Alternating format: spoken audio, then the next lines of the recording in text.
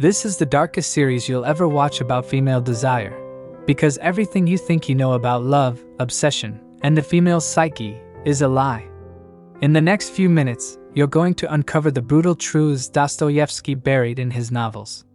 Truths that reveal why men suffer in love, why women sometimes destroy what they crave, and why history's most tragic romances weren't accidents. They were inevitable. By the end of this, you won't just understand female longing, you'll see it for the dangerous force it really is. And that knowledge will change how you love forever. There's a story Dostoevsky never published, but he lived it. In 1854, while exiled in Siberia, he met Maria Dmitrievna. She was stunning, married, and completely indifferent to him. And that indifference became his obsession. For years, he tortured himself over her, writing desperate letters while she toyed with his devotion. When her husband died, she agreed to marry him, not out of love, but because she needed stability. The marriage was miserable. She mocked him, betrayed him, and drained him emotionally until the day she died. And yet, in his letters, Dostoevsky called those years the most exquisite suffering of his life. This is the first law of female longing: what is unattainable becomes sacred. He didn't just live this, he wrote it into every tragic heroine he created. Nastasia Filipovna, in The Idiot, is a woman consumed by self-loathing, who ruins every man who loves her, driving one to murder, another to madness.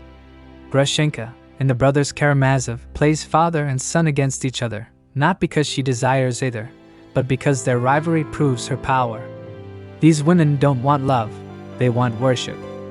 And the moment a man gives it, he becomes disposable. History is full of women who proved this. Take the 19th century courtesan Cora Pearl, who bankrupted aristocrats, not for the money, but for the thrill of watching them beg. Or the infamous Marquise de Mertert from Les Liaisons Dangereuses, inspired by real figures, who once wrote, "I have never loved anyone enough to spare them." These women weren't anomalies. They were the extremes of a truth most men refuse to see. In fact, a 2017 study in personality and individual differences found that women consistently rated men as more attractive when they believed other women desired them. But here's the twist: once they won that man, their interest often faded. The chase was the point. So why does this happen? Dostoevsky's answer is terrifying in its simplicity. Human beings are addicted to suffering. In Notes from Underground, the narrator says, "To be overly conscious is a sickness, a real thorough sickness." Women like Nastasia or Grushenka aren't evil, they're hyper-aware of their own power, and that awareness twists their desire into something destructive. They don't want happiness, they want drama, tension, the sweet agony of uncertainty. And men, raised to believe that persistence wins love, walk straight into the trap. Picture this: a man spends months courting a woman who sends mixed signals. One day warm, the next ice cold. He thinks, if I just prove myself enough, she'll commit. But in reality, every act of chasing registers in her mind as proof of her power. She doesn't fall in love, she falls in love with being loved. And the moment he stops chasing, she either discards him or stirs up drama to reignite the chase. This isn't speculation, it's behavioral psychology. In Skinner's famous experiments, unpredictable rewards created stronger addiction than consistent ones. Women who alternate between affection and indifference aren't confused, they're conditioning. But Dostoevsky also offered a way out. In Crime and Punishment, Sonia represents a different kind of longing, one rooted in sacrifice, not manipulation. She loves Raskolnikov not for what he can give her, but despite what he's done. The difference?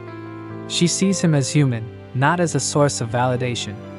Most men never meet a Sonia because they're too busy chasing Nastasias. The tragedy isn't that female longing is dark, it's that men refuse to see the darkness until they're already bleeding. And here's where Dostoevsky's most brutal truth comes in: male weakness fuels female contempt. In The Brothers Karamazov, Dmitri Karamazov falls for Grushenka, knowing she toys with him. He grovels, begs, and sells his dignity for scraps of attention. At one point, he even cries, "I am a bug." I am a scoundrel. But I must have my happiness. And what does she do?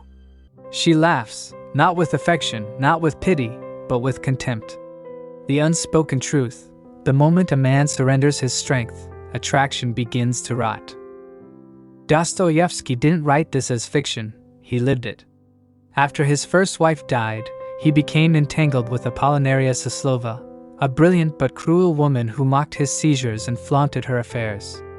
He stayed hooked, convinced that suffering proved love. But suffering doesn't prove love, it proves weakness. And weakness is the one thing women instinctively recoil from, even as they exploit it. That's why history is full of men destroyed by this dynamic. Lord Byron seduced half of Europe, but was undone by his obsession with a woman who didn't love him. His letters to Countess Teresa Guiccioli were full of desperation. I exist only when I am with you. The rest of the time I am dead. She used him for status, then left him for a richer man. Nietzsche, too, collapsed into madness after Lou Andreas Salome rejected him, and wrote in her diary that his neediness repelled her. These weren't rare tragedies, they were inevitabilities. Modern psychology backs this up. A 2015 study in social, psychological, and personality science found that women consistently lose attraction to men who overinvest, men who put her needs above their own. Researchers called it the paradox of generosity. The more a man gives without boundaries, the less she values him. Why? Because female desire isn't about fairness, it's about polarity. Just as a magnet loses its pull when the poles weaken, attraction dies when a man surrenders his autonomy. Dostoevsky understood this better than anyone. In Demons, Stavrogin is a manipulator with no morality. Yet women throw themselves at him. Why? Because he doesn't care. His indifference is his power. But here's the trap most men fall into. They think the solution is to become Stavrogin, cruel, heartless, manipulative. That's just another form of slavery, because you're still defining yourself by the woman's reaction. The real solution is something far rarer, what we see in The Idiot through Prince Mishkin's quiet strength. Mishkin is kind, yes, but unshakable. When Nastasia Filipovna tries to humiliate him, he doesn't grovel or rage. He simply refuses to play her game. And in that refusal, he becomes the only man she truly respects. The difference between Mishkin and Dmitri isn't goodness, it's self-possession. One man begs for love, the other is complete without it. So how does a man break this cycle? Step 1. Recognize the trap. Every time you chase a woman who disrespects you, every time you tolerate coldness or cruelty, you reinforce her contempt. Step 2. Master the art of walking away, not as a tactic, but as a deep refusal to debase yourself. Arthur Schopenhauer, who saw through romantic illusions long before the word simp existed, wrote, "To become indifferent to women is the only way to regain one's freedom." He wasn't advocating celibacy, he was advocating detachment. The moment you no longer need a woman's approval, you become immune to manipulation. History's most magnetic men understood this. Casanova seduced hundreds, but never begged. He often walked away at the peak of desire, letting women feel they were chasing him. Napoleon inspired obsessive devotion in Josephine, but the moment she betrayed him, he exiled her without hesitation. These men weren't loved despite their strength, they were loved because of it. But Dostoevsky went deeper, showing that the darkest form of longing isn't the one that enslaves men, but the one that destroys women themselves. In The Idiot, Nastasia Filipovna, on the brink of her own ruin, throws 100,000 rubles into a fireplace and watches it burn. The men in the room scramble to save it, tearing at each other's hands, while she laughs, wild, broken. This isn't power. It's self-annihilation. This is what happens when female longing turns inward, when the hunger for love becomes a hunger for destruction. Tolstoy's Anna Karenina is another version of this truth. Anna abandons her family for passion, but when that passion can't fill her emptiness, she throws herself under a train. In 19th century Russia, this wasn't fiction.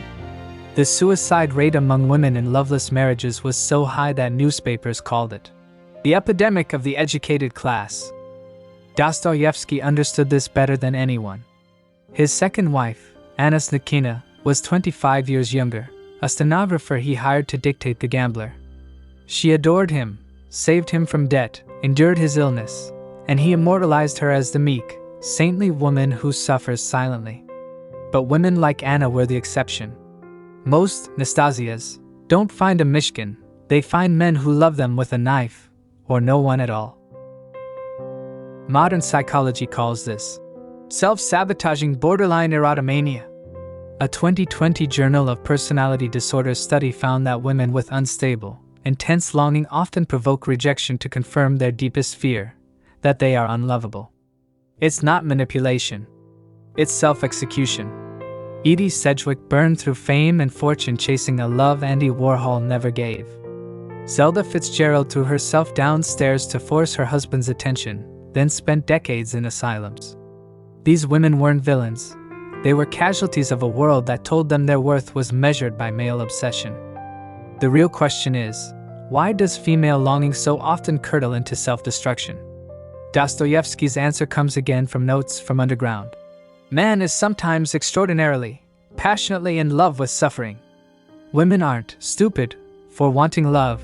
They're cursed by a society that tells them love is the only victory allowed to them. A man can conquer kingdoms, paint masterpieces, or lead revolutions. A woman's battlefield, in that era, was the heart.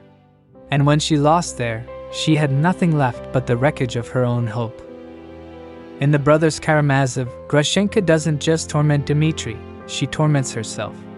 Her whole identity is built on being desired. When that desire wavers, she punishes everyone, including herself. Dostoevsky gives her a backstory of childhood abuse, showing that this kind of destruction is often the scar tissue of a life that taught her early that her body was her only currency. So where does this leave men? If female longing can be this volatile, capable of pulling a man into obsession or dragging a woman into ruin, is the answer to avoid love altogether? Dostoevsky's answer was no. The real solution isn't retreat, it's clarity.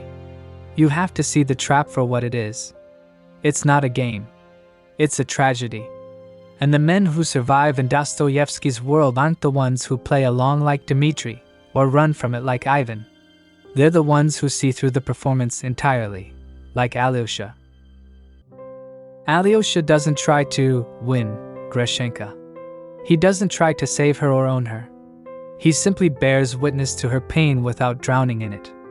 And in doing so, he becomes the only man she doesn't destroy. That's the unspoken secret.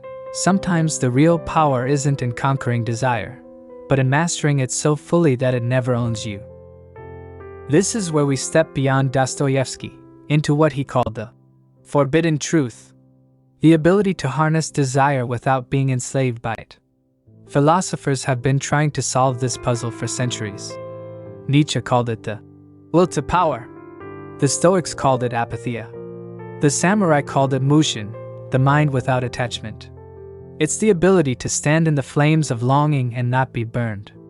To want, but not need. To love, but never beg. History's most magnetic men understood this.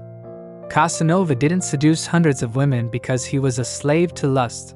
He was free from it.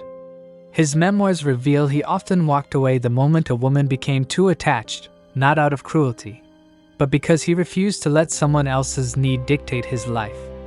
Lord Byron, for all his recklessness, once wrote, "The great object of life is sensation, to feel that we exist, even in pain."